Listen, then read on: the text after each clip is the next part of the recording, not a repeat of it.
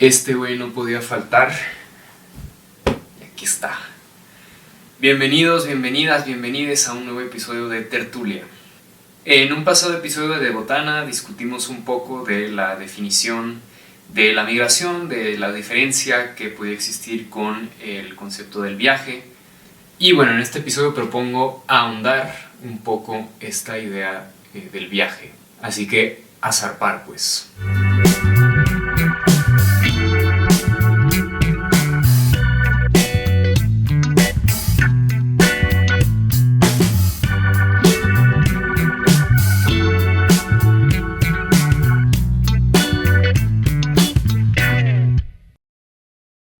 Bueno, ¿cómo entender el viaje? ¿Cómo entender el hecho de viajar en un mundo como el de hoy, tan conectado y a la vez tan fragmentado? ¿Qué significa el viaje? ¿Qué trascendencia tiene? ¿Y acaso puede existir una forma de ética del viaje?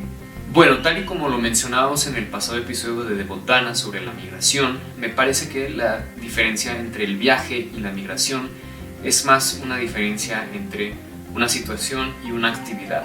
Por lo general, cuando hablamos de viaje nos referimos a una actividad que supone una serie de recursos, de medidas, de planes que se han tomado para realizarla y que se da más o menos con ciertas condiciones, o por lo menos estamos acostumbrados a que tengan ciertas condiciones.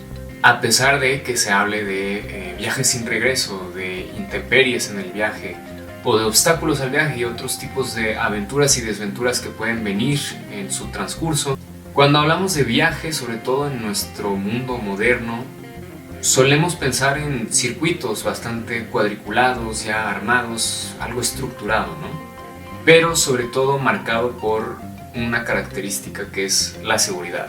Y quizás tenga que ver también con la etimología de la palabra, porque como tal viene a través del catalán viaje, del latín viaticum, que propiamente se refiere a todos los pertrechos, a todos los preparativos, a todo el dinero, en fin, todos los medios destinados a garantizar el éxito de una expedición o de un desplazamiento. Y como tal, su etimología alude, o más bien contiene dentro de la misma palabra, al término via o vía, que es a su vez también un poco como un epítome de la civilización romana, en la que las vías eran estos caminos seguros destinados a garantizar el fácil comercio y la llegada a o el desplazamiento de caravanas entre centros urbanos, creando verdaderas rutas comerciales. En este sentido, si nos vamos hacia la etimología, pues difiere bastante de la palabra peregrinare, que quizás abordaremos en otros momentos hablando también de este otro tipo de viaje. Bueno, en resumidas cuentas, el viaje se deja entender como este desplazamiento, este movimiento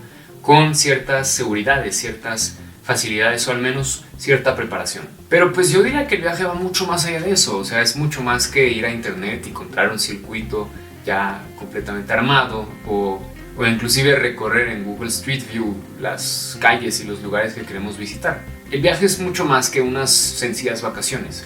Y para explicarlo quisiera presentar al invitado de honor del día de hoy. Mención honorífica a don Jaime Culleré y a su obra que pasaré a presentar rápidamente en este video. Jaime Culleré fue un filósofo e historiador de la ciudad de Córdoba en Argentina, ciudad universitaria por excelencia, donde fue catedrático y desarrolló sus teorías sobre la historia de la cultura. Además de ser un espíritu enciclopédico y un gran polímata, pero también, y esto es algo que nos interesa, un verdadero trotamundos. Lo pueden ver aquí frente a un mapa donde señaló con chinches cada destino del mundo que visitó y al que viajó. Bueno, hace unos años su hija determinó recobrar y digitalizar la entereza de su obra para ofrecérsela al mundo académico, a los estudiantes, profesores, investigadores y demás del mundo de habla hispana. Y resulta que aquí su servidor se encargó de esa tarea, además de la de crear una página internet para albergar las obras completas. Y estas obras sobre historia de la cultura están en acceso libre digital desde donde estén en el mundo. Pueden ingresar ya, el enlace está en la descripción y ahí van a poder encontrar ensayos, artículos y demás sobre diversos temas de la historia de la cultura. Sinceramente no les miento, es un verdadero deleite intelectual poder barrer tantos temas en unas cuantas lecturas y además los aborda de manera muy interesante, así que verdaderamente les aconsejo ir a echar un vistazo y compartirlo. Bueno, tal y como lo recalcaba en el video We Are All Migrants, en mi visión de las cosas el movimiento es bastante indispensable para la vida. Es una modalidad intrínseca de la expresión de esta. Así como desplazarse, moverse es fundamental para la vida, pues el viaje, pienso yo, también es una actividad fundamental para la vida de la cultura. Y eso por muchas razones, porque pues por un lado viajar permite traer nuevos pábulos a una cultura y renovarla, cambiar y variar los puntos de vista, y un sinfín de razones que vamos a ir explorando en este video y otros. Y bueno, no cabe duda que Jaime Cuilleret opinaba lo mismo, dado su amor por el viaje y la manera en que lo describió en sus obras. En su artículo Los viajeros, que les invito a descubrir, no solo expresa esa fascinación por el viaje y por la figura del viajero, sino que también explica un tanto la importancia cultural y las raíces culturales del viaje. Y uno de los primeros aspectos fundamentales de esta práctica, de esta actividad, diría yo, y uno de los más fundamentales, es su motivación. Cuilleret la atribuye principalmente a la curiosidad. Así como las sondas de la NASA y otros proyectos espaciales que recorren el espacio sideral en búsqueda de nuevas cosas son bautizadas Curiosity o Voyager, podemos entender que los viajeros, muy adentro, llevan esa sed de conocer nuevas cosas, de ver otros panoramas, otros puntos de vista, otras costumbres, probar nuevas cosas. Tanto de la ciencia como del conocimiento como del viaje, la curiosidad es esta forma de matriz, o quizás podamos llamarlo el primer impulso de todas ellas. Por su parte, Cuilleret ve en los griegos y en su cultura y sus hábitos la máxima expresión de esta curiosidad, tanto por sus avances científicos en la época como también por su tendencia a viajar y relatar sus experiencias y lo que habían visto. Él cita particularmente la figura de Heródoto, el fundador de la geografía, como ciencia y como práctica, que efectivamente se había dedicado a recorrer desde el Egipto hasta Siria, hasta gran cantidad de regiones del mundo en ese entonces conocido, y hacer el recuento y relato de todo lo que había visto, observado. Claramente en el mundo griego clásico había un cierto gusto, una cierta afición por este tipo de narraciones y presentaciones del mundo, tanto también cierta hambre de conocer todo lo exterior, de quizás comerse al mundo. Ahora bien, no creo que los griegos hayan sido los únicos viajeros de la antigüedad, ni los únicos en tener ese impulso de curiosidad un tanto pura. A mi parecer hay cierta admiración helenófila en lo que dice ahí Cuilleret. No obstante, hay que reconocerles que, pues claro, fueron muy capaces en su manera de liderar esos viajes y de producir los textos que resultaron después de ellos. Entonces, si no creo que los griegos hayan tenido más predisposición a ser viajeros curiosos y geógrafos innatos que los demás pueblos de la antigüedad, el texto de Cuilleret permite ejemplificar muy bien cómo funciona ese llamado de la curiosidad. Para el historiador argentino, esto se contrasta, digamos, con otras actitudes viajeras o comerciales, que pueden ser, por ejemplo, las de los fenicios, que buscaban extender sus redes de comercio y a su vez fundar emporios en nuevas regiones para conseguir los materiales necesarios a su producción doméstica. En mi juicio, el interés no excluye del todo a la curiosidad y no creo que exista el uno como la otra en un estado puro y de cierta forma impoluto. Yo creo más bien que se pueden enlazar y que en la mayoría de los casos se entreveran mucho en las determinaciones que nos llevan a emprender viajes. Pero sí que me gustó mucho una expresión de Cuilleret para describir esta motivación y me parece que efectivamente hay una forma de nobleza característica en el viaje. Es lo que Cuilleret llamaría el interés desinteresado. Me permito hacer hincapié en este subtema porque me parece muy esencial también para entender el viaje. Y es que recuerdo que una socióloga de la riqueza, y efectivamente sí, ese sector específico de la sociología existe, hablaba de las costumbres que nos pueden parecer un tanto nimias, de los más acaudalados, y que muchas veces nada más llegamos a caracterizar como ocio o como un lujo. Una de ellas claramente es el viaje. Claro que para ciertas personas, quizás menos pudientes, las vacaciones rimen con otra cosa que viajar, pero ella explicaba que en las clases más adineradas el viaje era una buena manera de salir un poco de lo trillado, de lo acostumbrado, de lo ya visto, renovarse y abrir y ampliar el panorama de su propia mente para incluir ideas nuevas, nuevas formas de pensar un mismo problema, una misma situación o los grandes universales de la vida. Así lo describía también Michel de Montaigne, quien creía que el viaje es la escuela más formadora para los jóvenes. Y ese principio es también el que patrocina y fundamenta la cultura del viaje entre jóvenes en Europa. Y claro que el viaje no es para nada un proceso pasivo en el que uno nada más va a visitar, recibe impresiones y a lo mejor se atiborra de recuerdos y fotografías, sino que me parece que es un proceso altamente creativo, tanto humanamente, socialmente, intelectualmente, y que permite la formación de tantas nuevas ideas y tantos nuevos modos de ver las cosas y vivirlas. Y esto es algo que quisiera que indaguemos más adelante cuando hablemos de turismo, quizás en otra tertulia. Entonces, por el momento, vimos y consideramos el viaje desde su punto de partida, lo que llamaría la protensión hacia lo diferente, hacia lo distinto, hacia lo nuevo, este interés desinteresado del que habla Jaime Cuilleri, pero también desde sus resultados, es decir, el aspecto formativo que puede tener el viaje para el viajero. Yo creería que en realidad ambos son dos facetas de una misma y concreta realidad. Y es que de cierta forma esa experiencia de la apertura de la mente, de la apertura a lo otro, a lo diferente, es un poco como la germinación de esta semilla que ya está presente en el ánimo primero del viaje. Y esta semilla no es otra cosa más que la curiosidad y el interés desinteresado. Quien vive estas experiencias al viajar es porque las busca, sale a buscarlas. Y justamente ahí está todo el sentido del viaje, es salir a buscar algo y encontrarlo eventualmente. Pero el viaje también tiene efectos en una constelación de personas.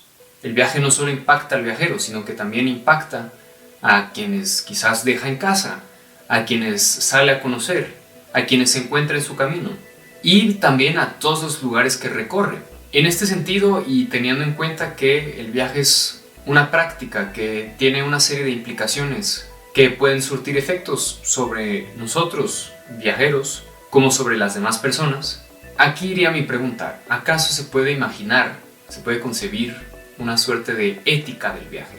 Y no estoy hablando de ética como de un juicio moral de lo que se debería hacer cuando uno viaja o lo que no se debería hacer. Tampoco es una forma de atacar ciertos tipos de viajes, que sean viajes por diversión o viajes de puro ocio a la playa o viajes contaminantes o yo qué sé. Obviamente no hay nada malo en buscar viajar para esparcirse, para descansar, para divertirse o para desconectar sencillamente y apagar un poco el pensamiento y dejar de pensar. Todo lo contrario. A lo que vengo con la palabra ética es más bien que teniendo conciencia de todo lo que buscamos, de todo lo que esperamos y de todo lo que vamos generando a nuestro paso mientras viajamos, a lo mejor podemos entender mejor por lo que pasamos, por dónde pasamos, con quién lo pasamos y tratar de sacar el mejor provecho de todo esto, no solo para nosotros, sino también para los demás, reinstaurando el viaje como una forma de creación cultural y tratando de desbancar un poco la visión ultraconsumerista que a lo mejor podemos tener del viaje. Yo creo, por ejemplo, que hay una verdadera virtud en el hecho de presenciar, recibir y dejarse inspirar por cosas completamente nuevas y distintas de lo acostumbrado. En francés hay un término para esto y es el de dépaysement, literalmente todo lo que no es del país de origen o del paisaje de origen. Desafortunadamente no tenemos una traducción muy propicia en español, pero me atrevería a darla a tientas un poco con una serie de neologismos como desrutinamiento, desaburrimiento o inclusive una forma de destedio. Bueno, a fin de cuentas eso es a lo que llega el dépaysement y lo hace a través del hecho de recorrer paisajes diferentes, conocer gente diferente, ver cosas distintas, dígase a través del viaje. Y eso permite, después de haber variado los puntos de vista, quizás de regresar a casa más sosegado, más inspirado o más acorde a lo que uno había dejado inicialmente en casa, más feliz con lo que uno tiene o quizás con la firme decisión de buscar lo que lo hizo más feliz a uno en otra parte.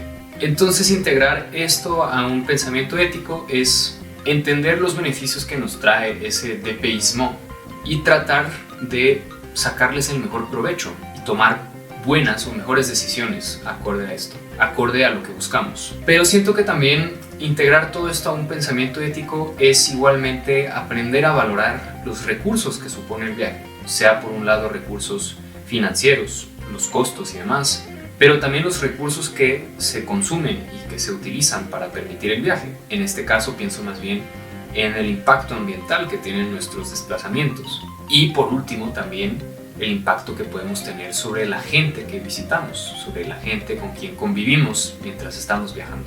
Lo que creo es que tener todos estos aspectos en cuenta ayuda también a elegir bien un viaje, a quizás planificarlo mejor, y esto entra también dentro de la idea que evocábamos en un principio, que el viaje se prepara. Creo que desafortunadamente el mundo moderno nos acostumbró, cuando estamos un poco pecuniosos o lo suficientemente como para echarnos un viaje, a verlo como un objeto de puro consumo y a elegir destinaciones que a lo mejor ni nos interesan, o quizás viajamos por mera posibilidad, porque pues nos queda fácil, es posible, y entonces lo acabamos haciendo.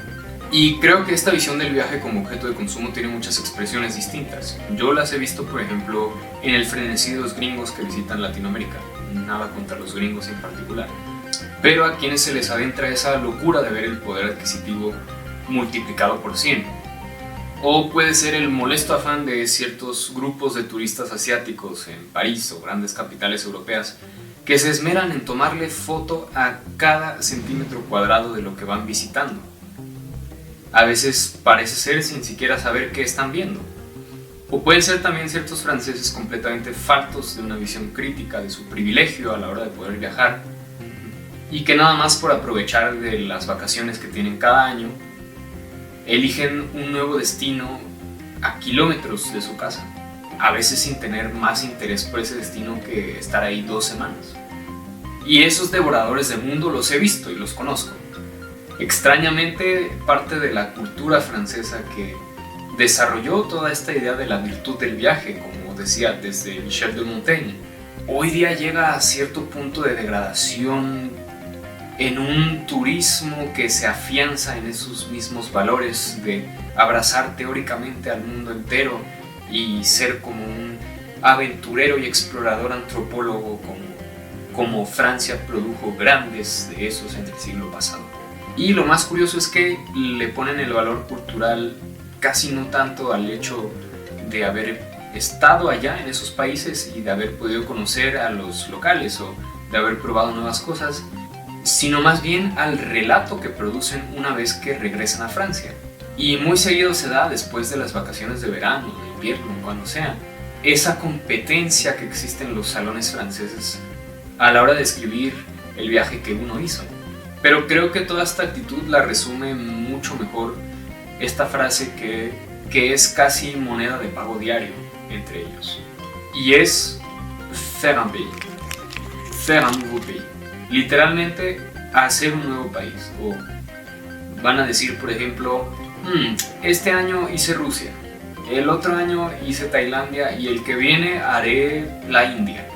Pero ¿hasta qué punto quieren crear un muro de logros y una lista imaginaria de destinos que acaban siendo poco más que un nombre y un trofeo más en su larga lista de éxitos viajeros?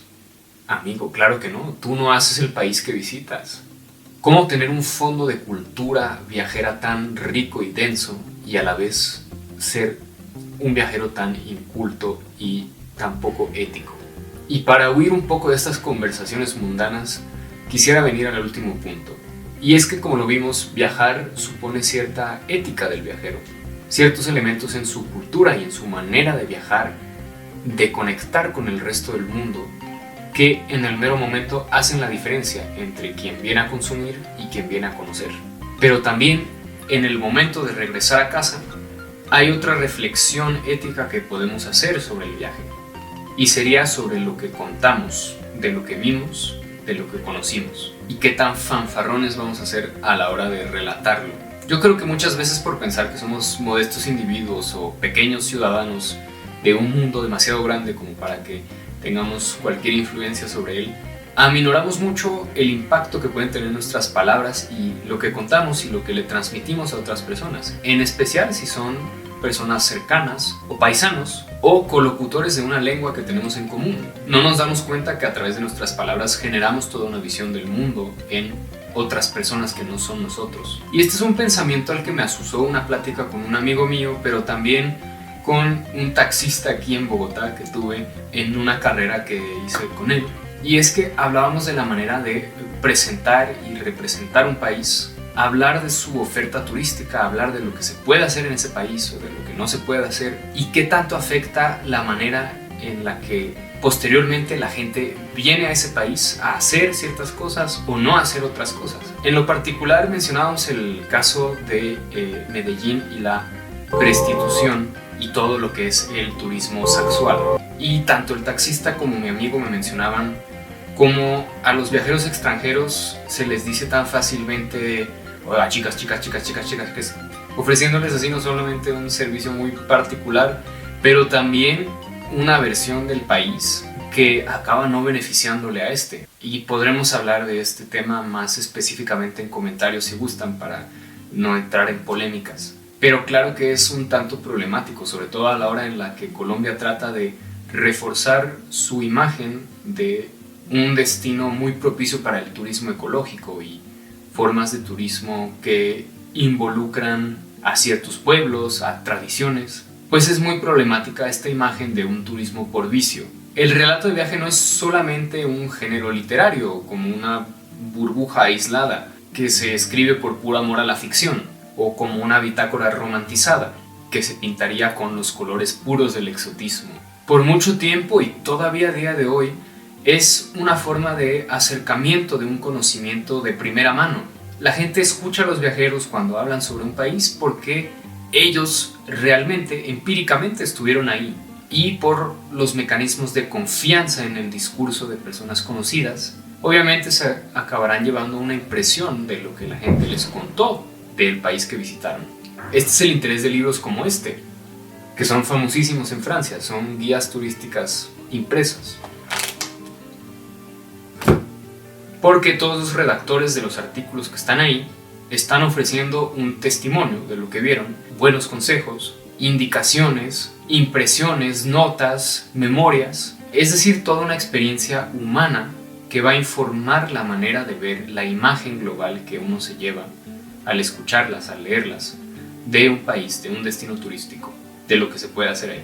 Y claro que los relatos de viajeros importan, tal y como lo recalca también en su artículo Jaime Cuilleré, cuando menciona figuras de grandes geógrafos que también fungían como espías, pero que a la vez eran grandes científicos, como pueden ser Humboldt o un Marco Polo. Y miren, les traigo este mapa que se llama el Atlas Catalán, que está conservado en París, donde se ve una representación de cómo se imaginaba el mundo a finales del siglo XIII-XIV.